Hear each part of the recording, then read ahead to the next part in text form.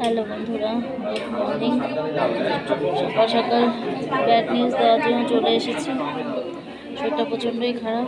চলে এসেছি হসপিটালে, ঘোলা হসপিটালে দেখা যাক কী বলেছিল ভর্তি হতে, কিন্তু এখন আউটডোরে দেখা। সারা রাত ঘুমোতে পারিনি, শরীরটা খুব খারাপ। হসপিটালে অ্যাডমিট থাকতে বলছে, কিন্তু আমি তো টাটা হসপিটাল ছাড়া কোনো কিছুই করতে পারবো না। তো তবু এখানে আউটডোরে দেখিয়ে যাই। ডাক্তার তো দেখিয়ে যাচ্ছে, কিন্তু কিছুতেই কিছু হচ্ছে না। কালকে সারা রাত ঘুমোতে পারিনি, সকাল থেকে লুজ মোশন, একই রকম সিমটম। তো ওনারা বলছে এখন অনেক রকম টেস্ট করাতে হবে, তো তার জন্য হসপিটালে ভর্তি হতে।